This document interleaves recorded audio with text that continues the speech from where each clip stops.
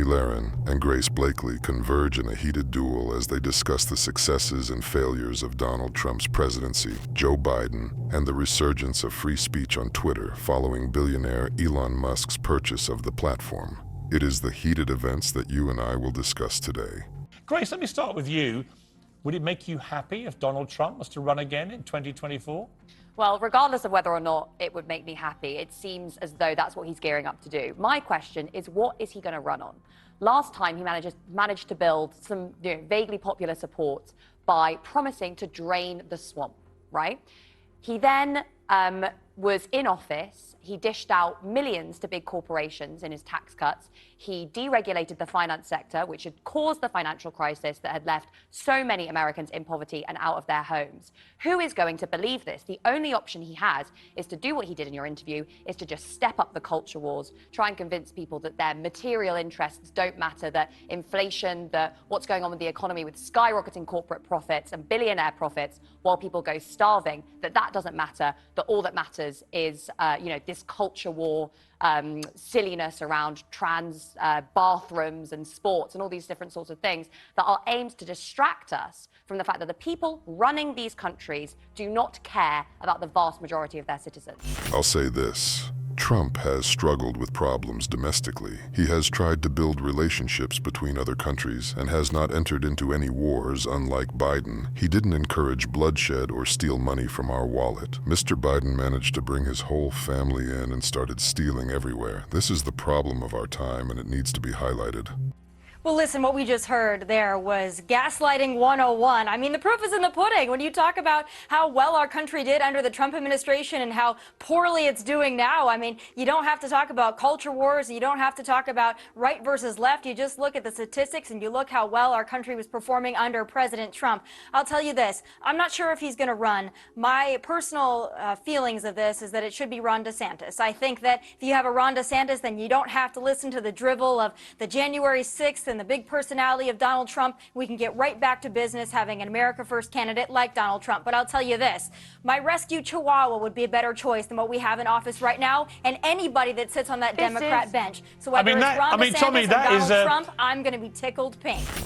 Ha ha ha ha. That's funny. Everything I said was simply confirmed by Tomi Lahren. Really, we should just compare what's going on in the country now and under Trump. Can't they see how people started to notice all the problems and stopped voting towards Biden? I think it's obvious. Yeah, because the system is broken.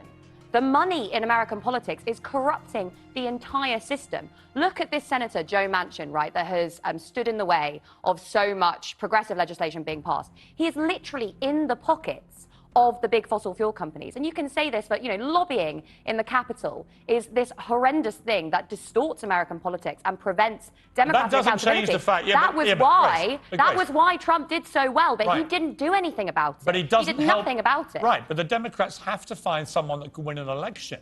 And whether it's Trump or DeSantis or whoever it may be, at the moment, that train, the Democrat train, is crashing into the sidings. You have to admit that. Yeah, I mean, there is clearly an absence of leadership, right? And I think part of the reason that there's an absence of leadership is because of this swamp-like state of Washington.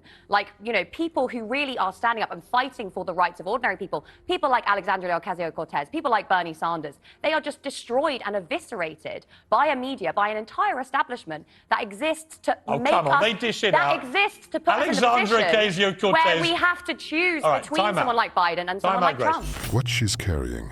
It's so absurd. Why does it sound so funny coming out of her mouth? Why is she talking nonsense with a serious face? She obviously hasn't noticed how the Biden family is trashing our country and thinks everything is fine. She should read more news.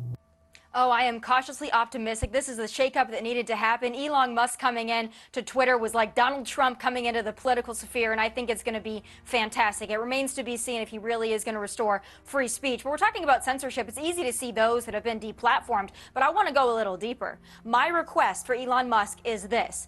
let's expose all of the algorithms, all of the censorship, all of the shadow banning that has gone on, not just for political leaders like Donald Trump, but for all the average, ordinary, everyday Americans and people around the world, especially on the conservative side, who have been censored and shadow banned by those algorithms. I say expose it all so we know how the narrative has been messed with and we know how to correct it for the future. I Okay. say, Elon, that is your goal on day one of walking into that place. Let's expose Twitter.